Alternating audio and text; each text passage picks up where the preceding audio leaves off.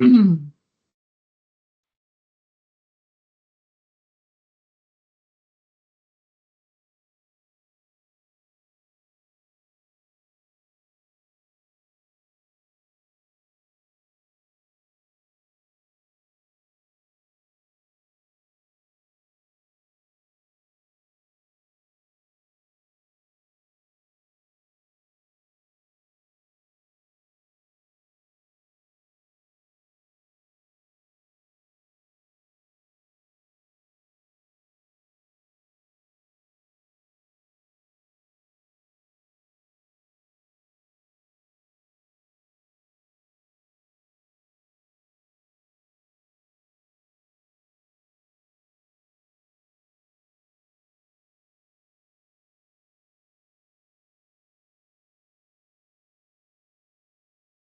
gentlemen. How are you?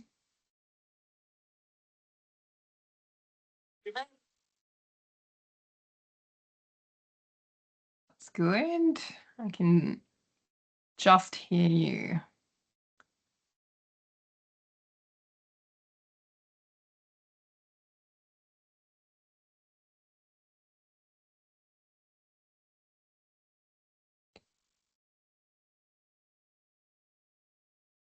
Hello.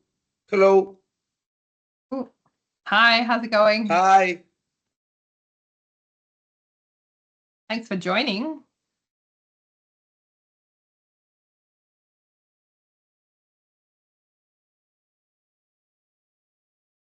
Hello from Chile. My English is very bad. Good. That's okay. I will try to talk slow, okay? Please, please. Maybe. Maybe. This is good practice then for you. Yeah. Yeah.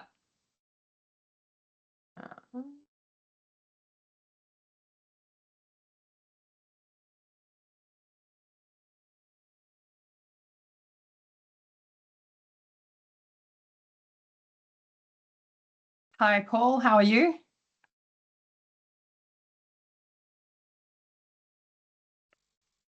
Yeah, dialing in. Oh, there we go. Taking yourself off mute. Good afternoon. How are you? Good evening. For me, anyways. I'm good. Thank you. That's good. In the States, I presume? Correct. North Carolina. Okay. North Carolina. Nice.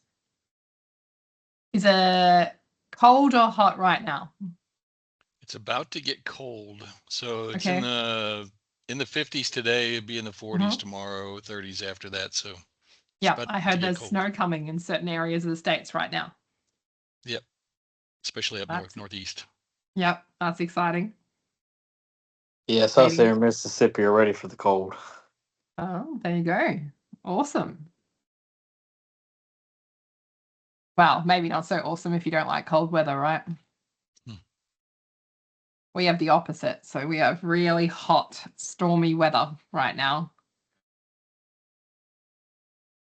Your seasons are different, huh? Yes, the opposite to yours. Yeah. Yep.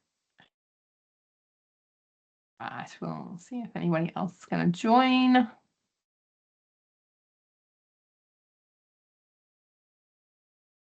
Had all of you read the book? Or some of it at all? I've read part of it. Okay. I can't purchase it because it's currently out of stock. Oh, really? That many people purchased it that it's gone out. That's kind of good. There's Matt. If you're there, Matt, how are you? Hey, Georgina. Good. How are you? Good. Good. Nice to almost see you again. Yeah, it's been a while. It has been a while. How are things anyway? Keeping busy? Good. Lots to do? Always busy. Living in Perth now, so bit of a change. Nice. That's good. Where the civilization is, hey? Yeah, where there's a few more people. Just a few. Much nicer with cafes and nice things, right? That's right. Bread that's fresh, water that's cold, and clear. Absolutely. Bit less chlorine. Yeah, always good. That's awesome. Yeah.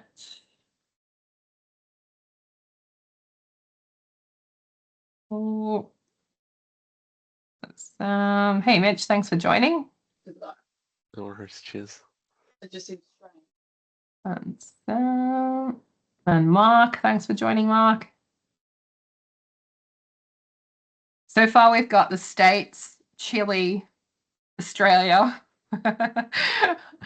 We'll see how global this meeting gets, and we've only got 9 people so far, so we're pretty global for a small group already, which is awesome.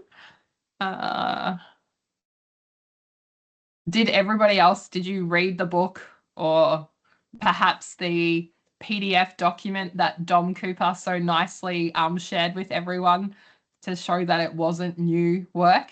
If you hadn't heard of that, I can happily send you the PDF article that Chevron had initially put out many years ago on energy-based safety. And for those of you that don't know Dom Cooper, he is a person that usually trolls multiple people's posts on LinkedIn. He's an academic out of the UK, and he commented on posts about Matt's work and has kind of called out that this is not original work.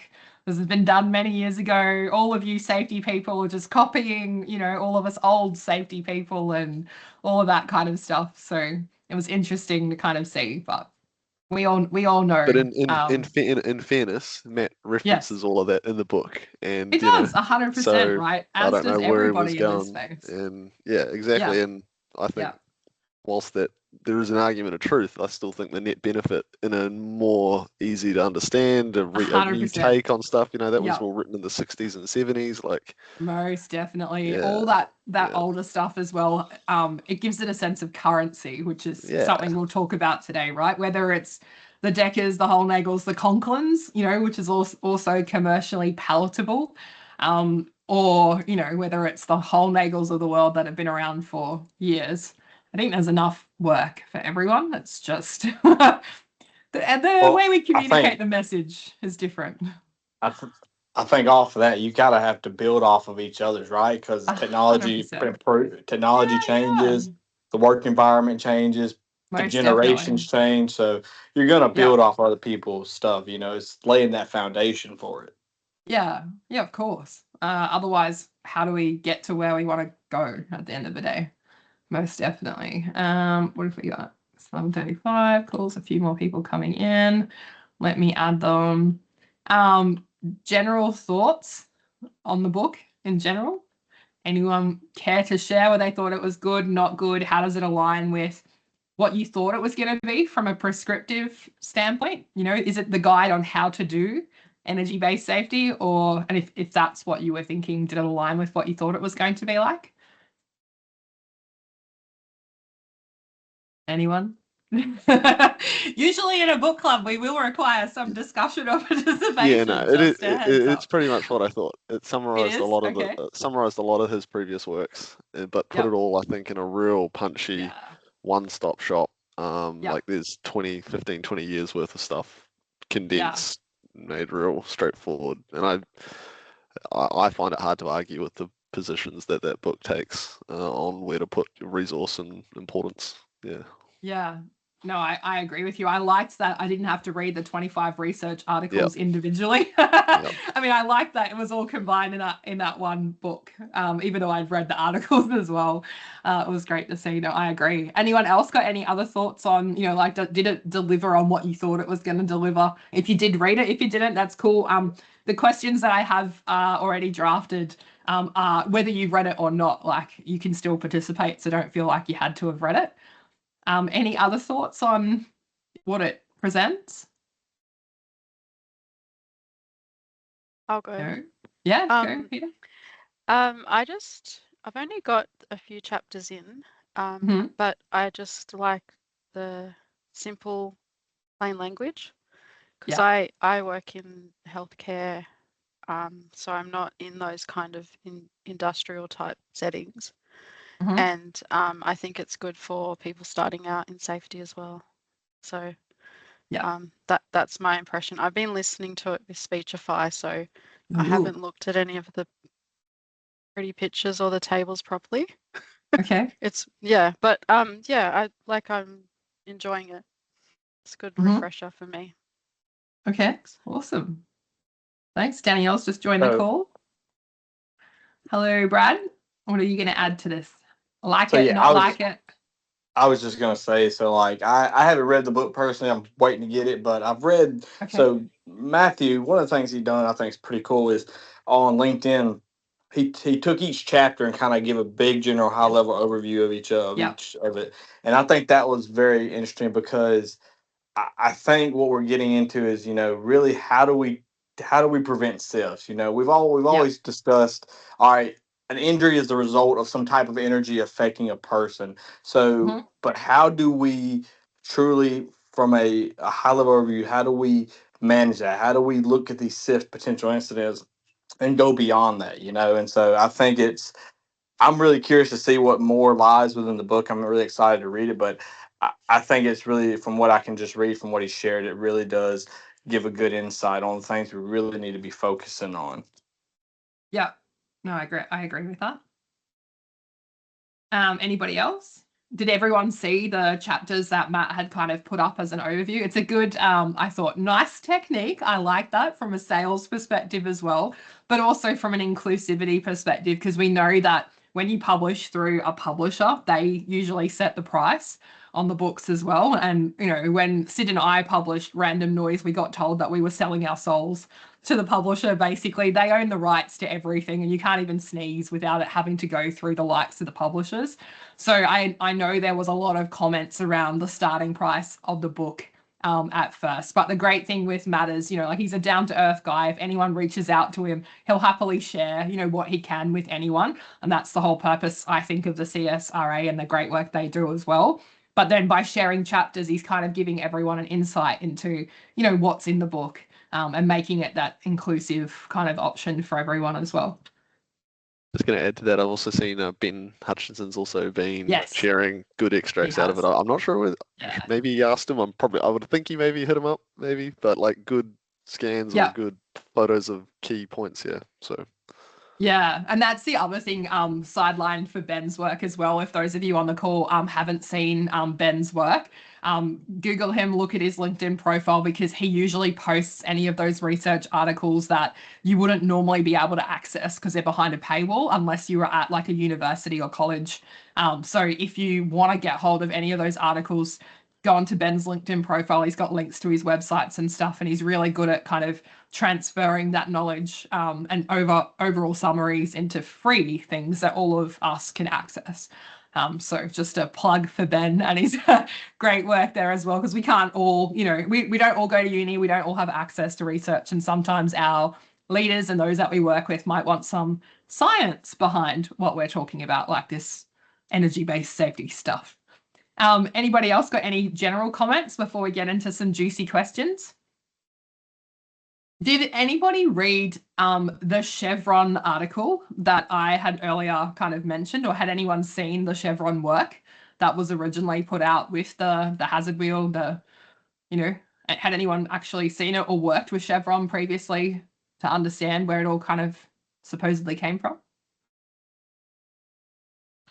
I don't, but I'd be very interested to read the article. Yeah, okay. No worries. Well, yeah, like I said, Dom Cooper had posted it up when Matt had started promoting the book. So I have some kind of questions to generate discussion, and then feel free if each of you have any questions as well that you want to throw out to the group. It's a nice enough size that everyone can kind of participate, and take yourself off mute as well. Feel free to do that. Hey, Dave, I think you have joined the call. Hopefully you're in the right place at the right time. Good. Let me see if I can mute Dave if he's not talking. Mute. There we go. Cool bananas. So I have my book with lots of sticky notes. I'm one of those annoying people in there, but only because when I come back to it, things like the definition of like SIF and, like that life, which is the first question that I wanted to kind of get to, was around, we all have in our organizations incident management, incident notification procedures that are already defined, usually around severity of the incident. And, in the book, Matt has defined what a SIF is, being around life-ending, life-threatening, and life-altering. So my question to each of you was, how does this actually compare to your current incident classifications and guidelines? And do you think that we need to change anything? Does anything need to change, either granularly because your organisation doesn't necessarily align with it, or just in general as an industry or an organisation that you might work for? Oh, I see you're all thinking. Well, those of you with your cameras on. Georgina, do you mind just repeating? Oh, you want me to repeat it? Yeah. So, his definition. So Matt's definition of a SIF is, an event that is either life-ending, life-threatening, or life-altering. And my question is that most of the organisations that we either work with or belong to usually have an incident management or notification procedure that calls out, investigations and terms like high potential or significant incident or SIF, which is really popular in the States, not as popular in Australia, right? So my question is, how does it compare with your organisations that you work with, the definitions that you see within that documentation? And should there be, or do you believe that there needs to be a change either in your organisation or in your industry? Does that help clarify? Mark, I probably just said it exactly the same way that I said it the first time. Thank you.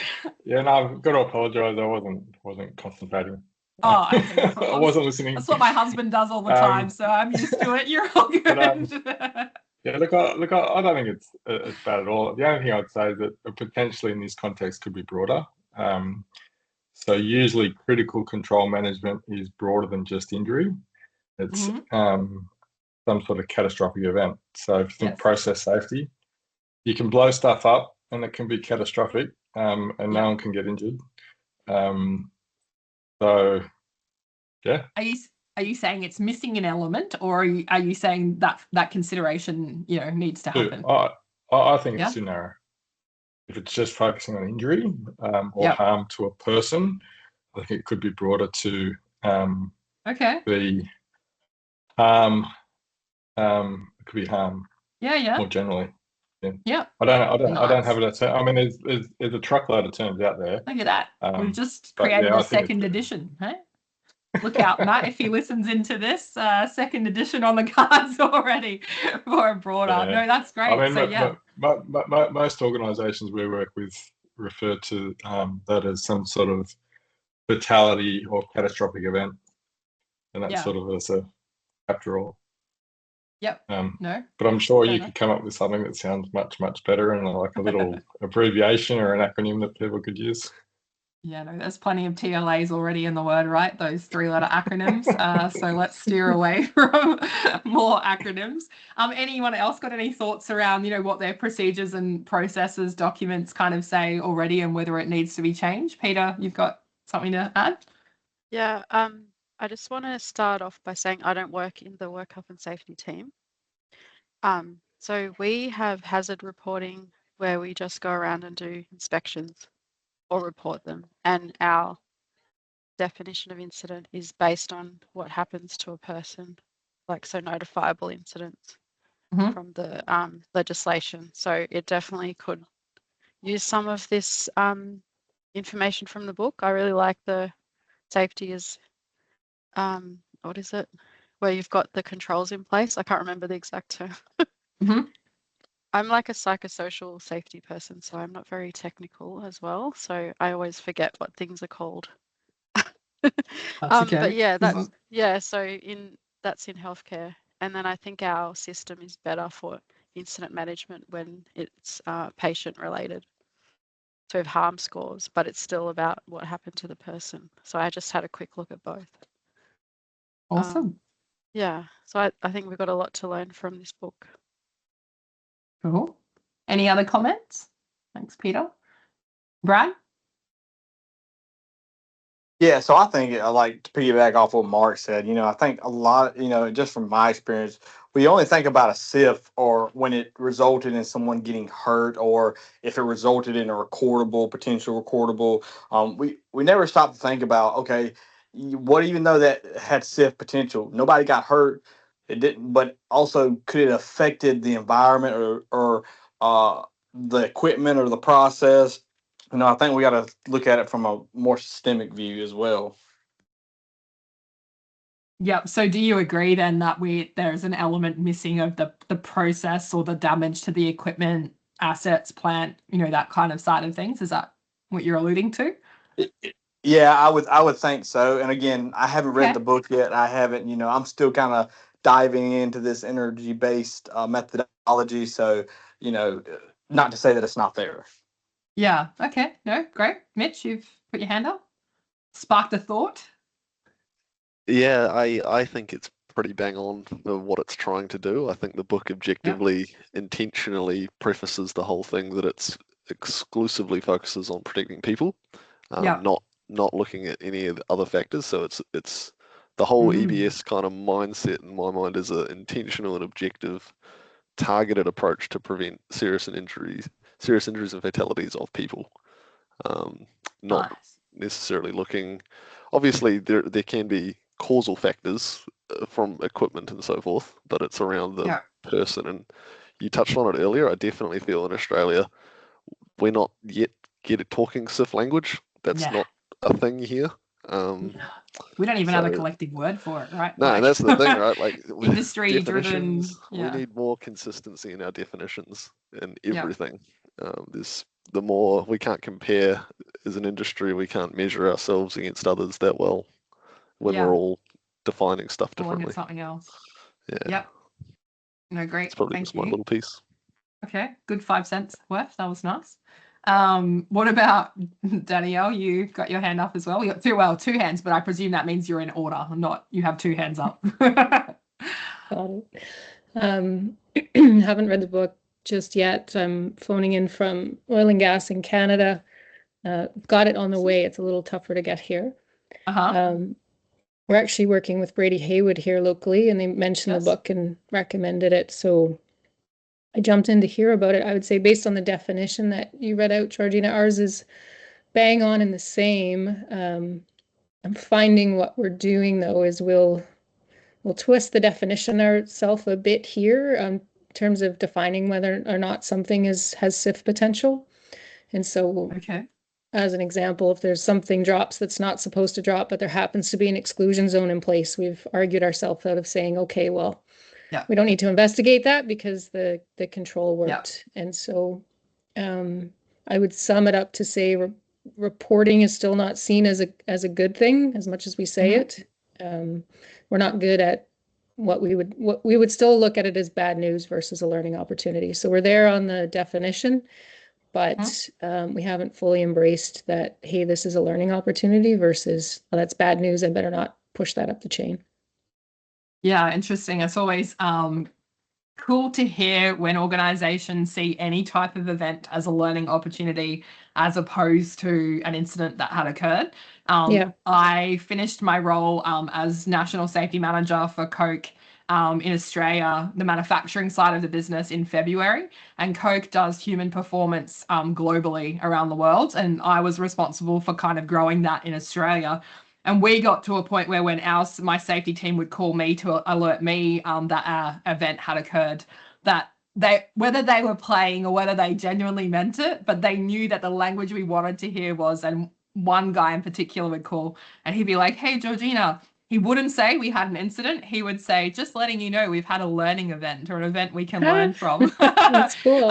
Or he'd swap it with like an opportunity to learn more. And I didn't know, in Australia we say taking the piss for someone who's having a joke. And I didn't know if he was like literally playing, but he said it in a genuine way. And we got our advisors to a point where they saw any mistake, error, or even an event where someone was injured as something that we could genuinely go to ground on and learn and identify where those system weaknesses and brittleness was. So it's cool when you can get to that point, but the flip side is there's a lot of work that goes in before you get a call where someone's like, I've had a learning opportunity. Paul, you've got your hand up in your beautiful background. Yeah, Catching thank fish, you. No doubt. Yeah, at least earlier in the year. Anyways, I've got a little bit different perspective on it. I love the fact that somebody, and I'll just state that I'm in the utility industry, so especially from a vegetation management perspective, we do a very poor job of sharing information. about significant injuries and fatalities. And part of the reason behind that, one, I guess it's more of a legal issue than it is anything else. Nobody wants to share their bad news. But how do you learn if you're not sharing? And ultimately, I think what Matthew's doing is he's standardizing our ability to collect data that gives us the ability to learn across the board, regardless. I mean, we, as an organization or as an industry, we don't have enough of these types of events to really kind of collectively learn from each other. And I think from a standardization process, or way of standardizing it, focusing on controls, focusing on the high energy hazards and those controls. And in my industry, there's not a lot of controls that exist. From a construction standpoint, I guess, we're on the lower end of that scale. So, ultimately, I think there's a lot to be learned here. And if we're collecting data in the same or similar way, then it becomes easier to share, and then maybe we'll learn something from it, and ultimately grow out of the stagnant path that we're currently in as it relates to fatalities in this industry. No, I agree with you. And I think that might have been what Mitch was kind of alluding to as well. In Australia, we often feel, I mean, I speak for myself, but I often feel really isolated away from, the States and things that we see, in Canada as well, right? Like I went to Energy Safety Canada, I spoke in Auckland, I spoke in the States, and hearing and seeing what everyone else is doing, and then being able to bring that back and kind of share that here is really a meaningful exercise. And it's unfortunate that we're so far away, but I like the idea of having globally universal terms. Obviously, within each organization and industry, there are intricacies on that. And we all know things can be gamified and, added to it as well at the end of the day. But I like the idea of forums coming together like this one, for example, where we can discuss a particular topic and we all know exactly what that topic is. And we have the same definition, which is what, Matt has done by calling that out there. Bernie, my friend, how are you? What would you like to add here? I'm good. Yeah, hi everyone. I'm sorry I'm a little bit late, so I'm probably behind some of the stuff you've already discussed. But something that I found really helpful in there was that energy wheel and the icons. Now, I listened to a podcast, I can't remember who it was by, just the other day, but they were talking about neurodiversity, and having the energy wheel with the icons made things a lot simpler, because I think we overcomplicate. I mean, I'm in coal mining, and we've got like a zillion SOPs for everything, and we have a lot of words and stuff for people, but really I think it's quite helpful to strip it right back and say these are the stickies, and this is the stuff that's going to really hurt you. And it's quite clear what they are. It sort of focuses people's attention on the really important things rather than 3 points of contact. Housekeeping, all of those things are important, right? But it's just things that are going to kill you that's really, really important. And something else that I heard in that neurodiversity thing too was to, when we're having the conversations like pre-task with the workers, is we look at our hazards, what the hazards are, how we're going to control them and all that. But the person said what we should, a strategy was like we should put it back the other way. So actually focus on controls first, because some of those neurodiverse people, the dyslexics and all that, will lose them when we go, we're looking around the hazards. So they're starting to look around the hazards, and they're not sort of picking up on how we're going to control those hazards. By putting the controls first, we're thinking of those people when we're actually saying, well, look, these are the things that we want you to do and to be aware of, which is obviously really important for them. So I think it's a fantastic book. It's a good tool, and I think it sort of ties in with us. We're looking at critical controls a lot too right now. So critical control management with a ICCMM, and it sort of ties in with that. So it's for me, I guess it's how we integrate those things together in our organisation to get it across. Yeah. No, great. Thanks, Ronnie. Mitch, you put your hand back up again. You're on mute, by the way. Lucky you didn't get too far into that. Yes, no, that's right. It looked It's just good. gonna add, Bernie, whether intentional or aware, whether you're aware of it or not, but the idea of, which I fully support, starting by outlining the controls first. It's actually, I think Todd Conklin shared that concept. So like instead of a stop work authority, a start work authority. So we're, agreeing as a crew, we're not going to go ahead until we've got all of our controls and understandings in place, and then we commence the work. It's with the idea being that we want to know that we've got these when we need them, not try and work out whether we've got them when we need them. Yeah. There's an extra component to that too. I'm not sure if everyone's aware of with Rob Fisher. Rob Fisher has a pause button. So if you want to not stop, because stop is seen as, like, oh crap, we have to stop the job. But Rob had this theory around if you have a pause button, I just need to pause to have a discussion. It's sometimes not seen by workers as being such a big deal to have to stop the job, but it allows for a moment to kind of reflect, perhaps have a conversation, get some help, ask some clarifying questions, whatever as well. So you can have a stop, pause, and a check before you kind of start off. Moving into the hierarchy of energy controls, which I like as a sexier version of our traditional hierarchy of controls. Matt refers to direct controls as those that either eliminate energy, reduce energy, or isolate energy. And obviously, they're all things that are addressing high energy, versus alternative controls, which are things that are addressing human error, right? So the physical observations, the dedicated monitoring. How do we feel about the comparison to our traditional hierarchy of controls that so much of our systems and processes have been kind of built around our risk assessments, and all of that? How do we feel of HOEC? There's that acronym thing happening again. How do we feel about the hierarchy of energy controls versus the HOC, if we want to call it that? Sounds like you got something stuck in your throat. Paul? Yeah, there's an interesting story behind that. I heard him tell this story last year that there was really no science behind the original hierarchy of controls.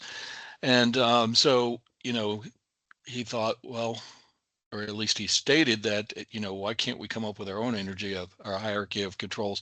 So I thought it was a really interesting take on it. I do, trying to put direct controls and alternative controls into practice in the field, I find very challenging, but I think controls in general are very, very challenging for folks out in the field. They understand hazards extremely well. It's been my experience, hazards are easily identifiable. People understand the hazards, but when you start talking about controls, they always lean towards the less effective side of the hierarchy of controls, the PPE or the process and procedures, as opposed to directly controlling high energy. So that's going to take, I think, some time to work through. And I think it's going to be time well spent, in my opinion, because I think it's going to shed some light on the fact that we don't have the controls that we need to really mitigate hazards that are killing people. Mm-hmm. No, that's great. Michael? It just kind of, I guess, adding into that, I really enjoyed that the direct and alternative controls, because it did give some very finite terms as to what direct is, what alternative is. And also gave the capability using the classification model to go, actually, we are working at risk here, or under exposure. And as long as we communicate that incredibly clearly, there are some things that we just can't fully control at this point. But to tell your employees, to tell your staff, your frontline workers that, hey, you're working under exposure, like all we have is controlled behavior between you and death. Good for you to know that. And I think being able to communicate that to your frontline is a great start. Yeah, that's a great call out. I think that ties back into what Danielle was saying earlier around, when something is a success as well, like with the control actually performed in the way that it was supposed to. Actually, I think the scenario is literally laid out in the book around, like a dropped object and an exclusion zone being in place, and therefore the control, it's classified as success, as opposed to under exposure where there is nothing in place and something does happen and it had the potential or actual injures someone, and with the classification being a SIF. But I think the arguments obviously come at an organizational level. Those reactions to bad news, the incentivizing, the consequences of some of those reporting elements can, I think, have a part to play in whether we say something is an alternate control, a direct control, and then looking at the effectiveness of those, right? Because there could be some consequences. Yeah. We're trying hard to replace we're trying hard to replace the CIF, or maybe not replace, but add to, if you have a chart of, call it the number of CIFs and you see it going up. Yeah. We're adding the word reporting culture underneath it to try to flip that to say, hey, it's not, CIF is just a definition we made up. It's actually a reporting culture that's going up, which is great. Add to on we call them hard and soft controls, direct and can't recall the other term. We found in oil and gas in Canada, we took a look backwards a few months ago at post-incident, so things that were life-altering or fatalities, and the percentage of controls that fell on the soft side, or where we were just left the hazard in place and tried to tell the workers to be more careful around it, was 92%. Really? Wow. So that was quite the learning for us, that in 92% of the time in those serious incidents, as we look back in the past, that the controls we were putting in place were administrative or soft. Okay. So in that case, the definitions that Matt calls out around direct and alternative can help your organization. Like in clarifying what they are and how effective. And I think even going as far as those checks, I liked, as you were talking, I was thinking about his analogy of rolling the dice. I mean, it's around the TRIR being accurate, but I like the idea of demonstrating to leaders, like when you're watching those rates, whether it be CIFs or the TRIR, or in Australia, our TRIFR or LTIFR, like he talks about how many times you're going to need to roll that dice and then whether it lands and all the variables that come into play on that, especially if you're thinking, oh, yeah, it's going up, that equals this, or I've had an impact on that, which is often, what you see as well, right? That's good. Any other comments around the direct and alternative controls? Comments? Yeah, just again for me, sorry. You're good. I enjoy it. I definitely like it more than the ICMM definitions where where it's just critical controls and you just get boxed into the scenario of, oh, okay, so that's your, you can follow the flow chart, that's a critical control. But then as we know, 100%. 92% of the time, they're not practical or whatever. So at least then that you've got a direct control or a layered approach of alternative controls, 100%. which is still effective with good monitoring and review and verifications. It doesn't mean that, yes, direct controls are always better, but if you've got no other options, a layered multifactorial of alternate ones can still be okay. Because that's all there is, right, at the moment. 100%. For those of you that don't know, the ICMM have put out it had been out, right, and then they've just released it again. It's a flow chart on how to identify what critical controls are, your life-saving risks, fatal risks, whatever you want to address. And obviously the mining and minerals resources industries rely on them as a regulator or a guidance provider to kind of work things off.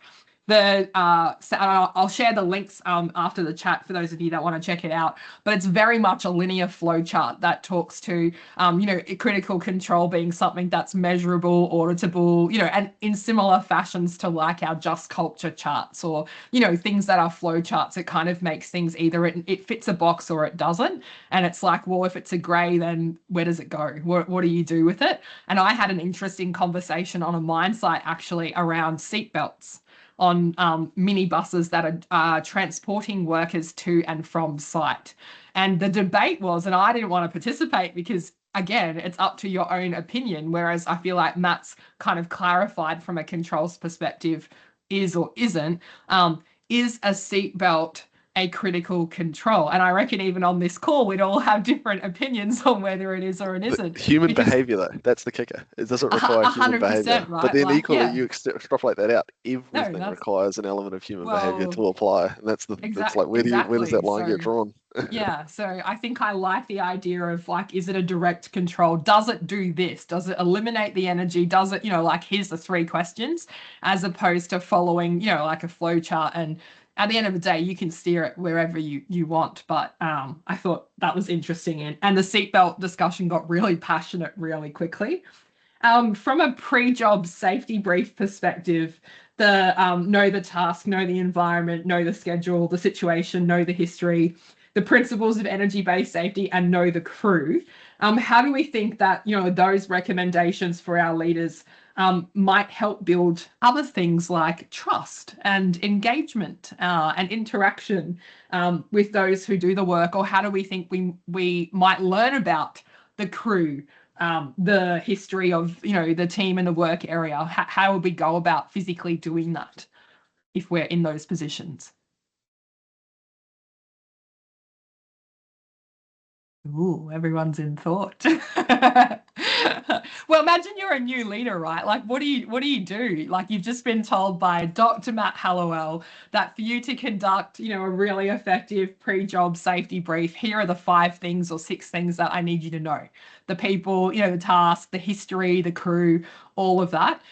That could be seen as being a little bit overwhelming. So how could we set our leaders up for success in being able to have the skills and capabilities to do that? And what does that look like? Do we have programs already in place in our organizations that help our leaders to do that? I can give an example of one. So we've got,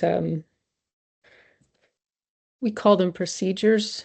So like for our work procedures or our task procedures, we have gone through them as an organization and pulled out the fatal risk steps within the procedures. And so they're a front pager on it, and then underneath it. So for example, it might say when you're lifting the door on this particular equipment, you can die by X, and then it's got the critical controls underneath. So that's been just rolling that out now, but that's been a very big help for supervisors for that level from a pre-job start, because they're doing 6 jobs for the day. They've got, at least for the planned work, it doesn't mean that unplanned work will come in, but that's been a big help. And because folks, I think it was Paul that said it, some of them typically very good at recognizing the hazard, but it's got the controls on there too. Great tool for the supervisors and managers, or if you're heading out to the field, it's like, here's the things you want to go have a conversation about, not the fire extinguisher expire date or, you know, those type of things, not doing housekeeping tours. That's great. Yeah. So you think having visual tools built into some of those pre-job safety briefs can help support some of the other areas that Matt's calling out for what an effective pre-job safety brief looks like? Yeah, you got it. Yeah. Okay. That's great.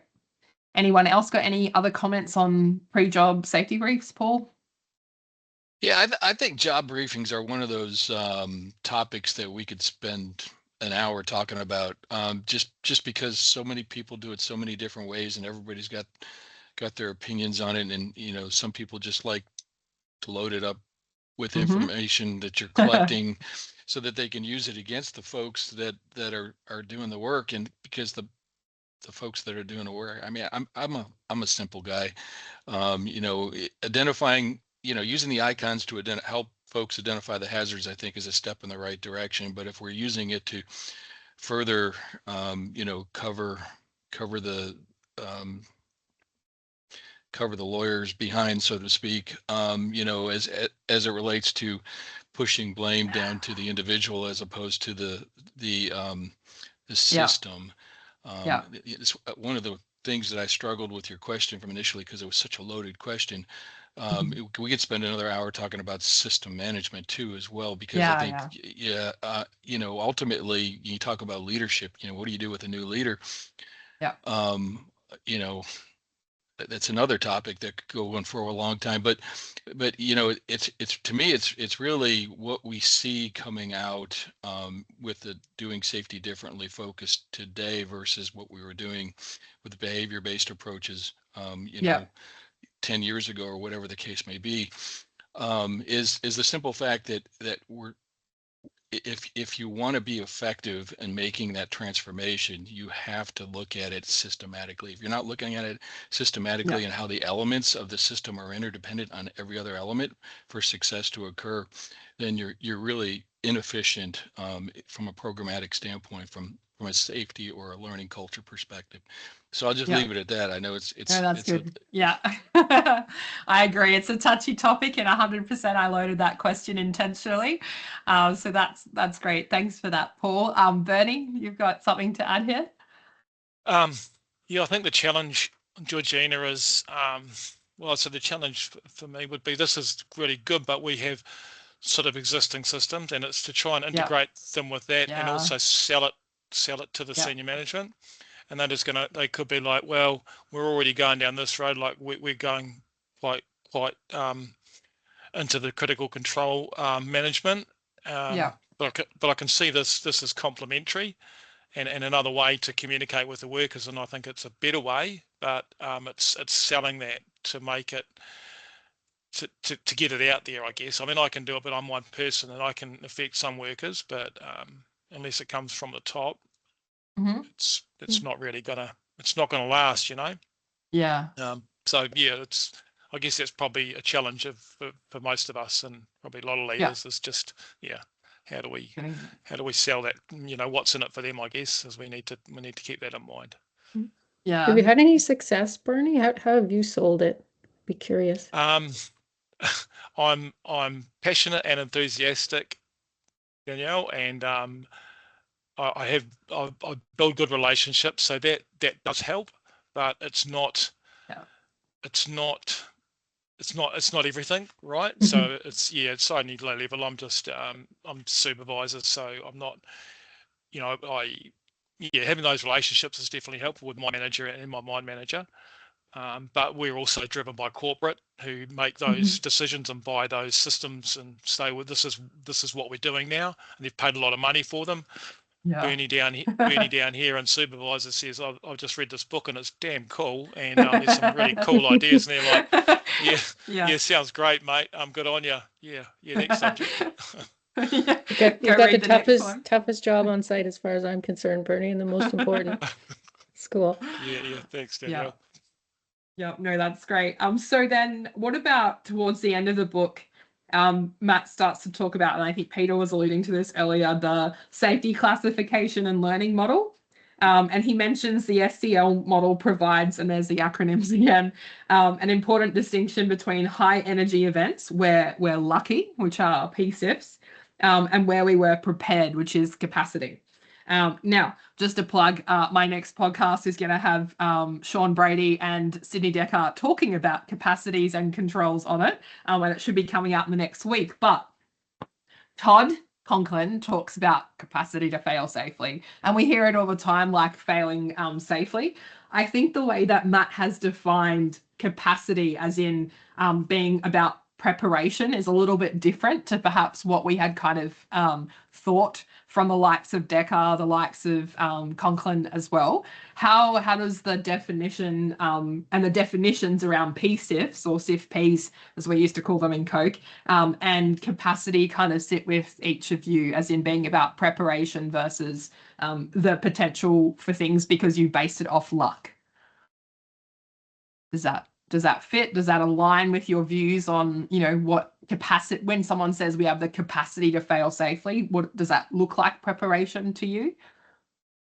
Yeah, I think I agree with it. Yeah. Capacity it's a tangible, got to be the tangible presence of and if you know, if the control was present, then you had the capacity. If the control was absent, you didn't have the capacity. Like, so it's a concrete thing, Mitch. Yeah, I think I like it either that. is or it isn't. That's it. Done. Yeah, because well, otherwise, how? Yeah, but yeah, I'll leave it there. Yeah, you're debating it yourself as you're saying it. Anybody else?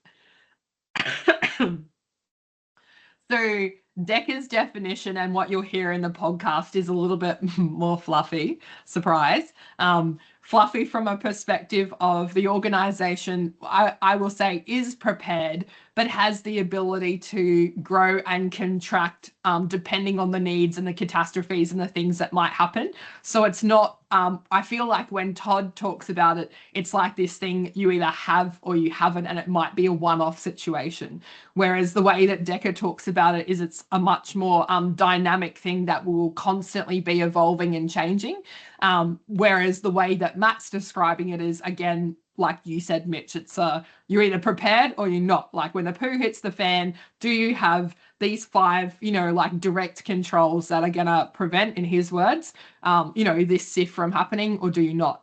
And if you don't, then you didn't have the capacity. Yep. Yep.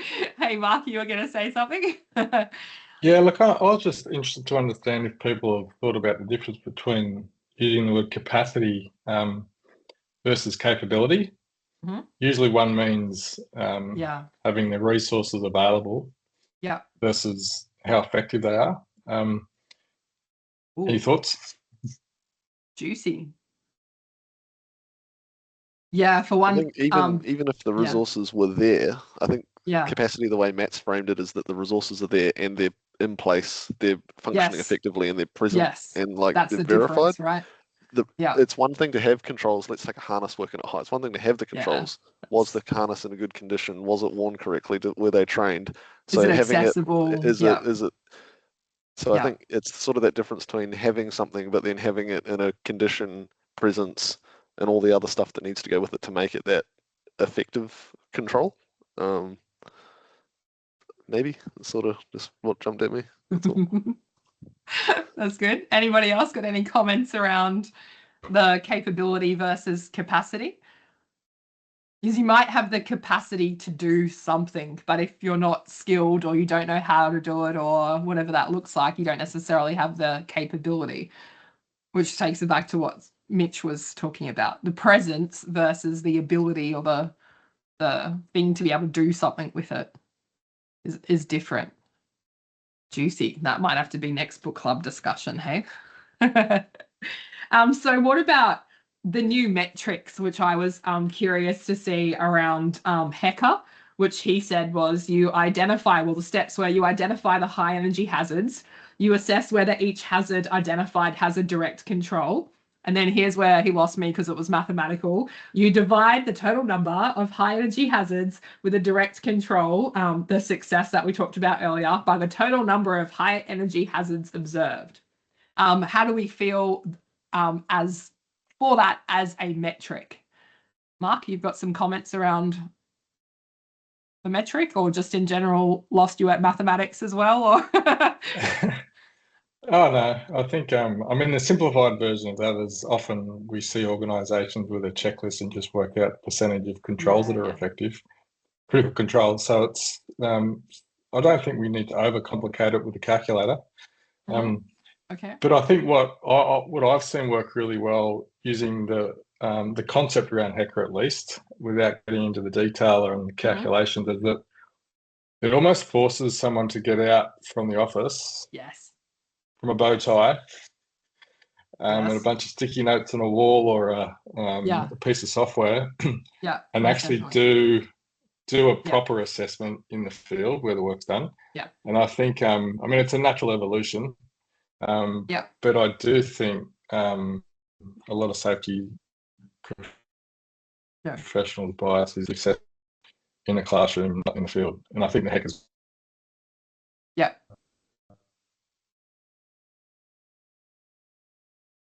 You still there? Yeah, no, I agree with you. I think it forces, and I think the theme throughout the entire book is very much of a practical, almost a verification process between workers intended and workers done. Like what your procedure says might be that you have these controls in place, but what I'm asking for you to do is to not only verify that they are in place, but that they're effective for the risks that are now perhaps being dynamic and constantly, changing in that particular work environment. So, and I feel like he's giving people some tools on how to be able to do that effectively. If that makes sense. Okay, cool bananas. I have a couple more to go through. One thought before you go there. One of the things that I think that's missed, with direct controls is the third rule that comes into play all the time is immune from unintentional human error. I think that's probably one of the things that that people get hung up on the most. They think they have a direct control in place, and then you throw the concept of unintentional human error into it, and it's all of a sudden it's not an alternative, it's not a direct control, so it's really an alternative control. Because people can make mistakes. I mean, you can have a traffic plan set up that's perfect. You've got your folks out there stopping traffic, this, that, and the other, but the traffic cone never stopped a moving vehicle. The traffic plan is not a direct control. Unless you've shut down the road, or you put cement jersey barriers out there. So I think that gives people an opportunity to think about what is actually a direct control, and am I really controlling, mitigating the hazards, or am I just kind of controlling some of the exposure that I could get from that hazard at some point in time. So I think it's an interesting exercise to go through, and I think people will be challenged by it. I love the HICA aspect of it. We do observations all the time, but we don't necessarily look for controls during observations. We look for the rules. Are the rules being followed? But that's not really what we're after here. So I'll end a comment. Thank you. Thanks, Paul. Completely agree. Mitch, you want to add to that? I just fully agree with what Paul said, and I think that's so good. I think if businesses or organizations buy into this, they'll really start to realize that most of what they think is working for them is actually putting them into exposure, and they're not as anywhere near as effectively safe as what they might think they are if they actually get out and go and do some of these in-field verifications. Yeah, and I think even the words like, like underexposure, like the word exposure for me, like makes me feel uncomfortable. So it would be good if that was like a replicated thing, right? You're either, going to end with a control that's going to result in success, or you could be working under exposure, and what that might imply perhaps for them. The only negative I have around that is, he put it in a bloody triangle, and I was hoping that we were moving away from triangles, and then he bloody put it in a triangle. And I was like, damn it. Like some organizations, including Coke, we used to have literally a triangle that had, like fatalities at the top, our SIFs, like just going down as well. And that was, you had to click on it if you wanted to see like the incidents the hazards, right? Hazards was right at the bottom, and you had to click on like the number to drill down into the hazards. And I was like, we're just concreting in the triangle. Why do we could have picked, I don't know, a diamond or something else, but it was a triangle. So in the book, obviously, Matt refers back to his work on, and the CSRA's work on the TRIR and the invalidity, and talks about the dice. Just as a general question for Pooh and Giggles, why do we think that organisations are still stuck on metrics of watching injury and incident rates and determining whether or not that's safe or unsafe? Why do we think that's the case? Why are we not moving the dial forward, Aaron? Because got your people hand don't want to listen. They've got their head in the sand. Yes. Head in the sand. It gives them a number that makes them comfortable. It's deeply embedded. It's been there forever. It's their safety blanket. That's that's a facetious question from the person who wrote the book of metrics. Anyway, what about in chapter 9? Matt runs through some questions that cover off on SIF precursors. And the question, so, like in the HOP Safety 2 space, learning from when things go well, we have all these beautiful, and Aaron, you alluded to it in the chats, like the 4Ds, we have curious questions, we have SIDS 3, what's the stupidest thing we make you comply with? And then Matt's questions, when I read them, I was like, they're not very fluffy. They're very direct, like, what's going on today? Like, you rock up to work, you're like, g'day, mate, how's it going? What's going on today? That's a pretty good direct question. What do you need to do it? How will you work safely? What if something changes? How's the work going? How are you doing? What's your history with the work and what else is going on? And they're designed to obviously learn about the work plan, and then the bottom ones are to learn about the situation. And they cover off on the precursors, which are fantastic, I guess, from a human error perspective. They kind of cover off on some of those as well. How do we feel those questions might sit given the directness? Is it something that is going to be easy to ask across all industries? Do we need to pretty them up? Are they good to go? Do they align with, come from a place of curiosity and care, or are they very direct? I think it's okay. I think it's okay that they're. I think it's okay that they're direct. Yeah. Yeah, I think it's okay that they're direct. We've been using the 4Ds and others that. Yep. I think it takes a skill set to get past the awkwardness of the first 5 minutes and just 100%. Just stand there and wait Yep. and be comfortable in the silence until Yeah, folks yeah. realize you're not going away. And you're not there to That's see slightly people. awkward. Yeah. I'm just going to stand here until you talk. Yeah. I'm not sure that's something that I would tell people to do. Yeah. Just keep standing there. No matter how quiet they are, you just stand there. They'll eventually talk. Exactly. So I That's think the questions awesome. are okay and direct. I think it's around Yep. that skill set of Okay. prepping folks that, hey, this is going to be awkward and you're going to have Yep. to stand there and you're going to have to just keep asking Yeah. questions and waiting. Go ahead, And Paul. building up over a period of time as well. Yeah. Which, kind of ties back into, Paul, your comments around, setting our supervisors, our leaders up for success. What does that look like? All that kind of thing. You had something to add to Danielle's? Yeah, absolutely. I think comments as well? Hop Simplified it's really all about building relationships. Yeah. I mean, Yeah. you don't go on one date and then get married and spend the rest of your life with somebody. I mean, it takes time. It takes Yeah. time to build relationships. It takes time to build trust. So why do we continue to look for the easy button? I don't care if it's a direct question or a curious question. You still have to build that relationship. You have to build that trust, because it really doesn't matter how well I ask the question. Yeah. If I don't have that relationship, it's not not gonna work. It just takes time.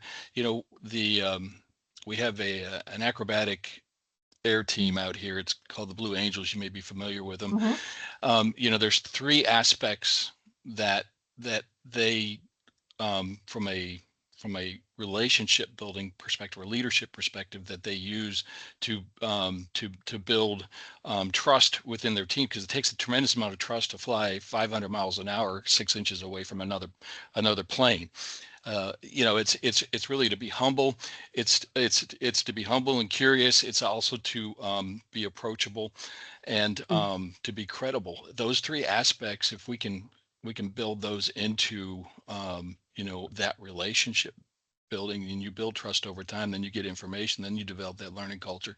It's a series, it's a systematic approach to success. That's, to me, it's not necessarily a question of what kind of question are we going to ask. Let's get away from the easy button. Let's build those relationships. It takes time. Yeah. No, I think that's awesome. My final question was going to be around those, leadership interactions, that building trust, those relationships as well. But I do have a hard stop in like 2 minutes time. So what I'm going to do is I'm going to post these questions in the LinkedIn group as well as the WhatsApp group. So if you're not on either of those, I would recommend that you get on those. And it would be cool to really keep the conversation going and to open it up with, if anybody else has any other questions around the book as well. The aim is that next month we'll review another one, and the book list is in the LinkedIn group and the WhatsApp group for those of you that are part of those. But if you're not and you want to see what the book list looks like, then feel free to reach out to me. But otherwise, I think this is one of those ones that we could just continuously talk about for a very long time. There's so many little nuggets, and I've just put in like quotable quotes around, and I know like Matt's a researcher, you don't ever want to be reduced to like a one-liner in a PowerPoint pack, but there's so many juicy little bits of information and quotes in there. So thank you everyone for dialing in, for joining the conversation. Hopefully we can continue this via social media, and then don't forget to dial back in next month for the next book on the list. Awesome. Thanks everyone. Thank you. No worries. Thank See you. you later. Thank you. Bye. Thank you.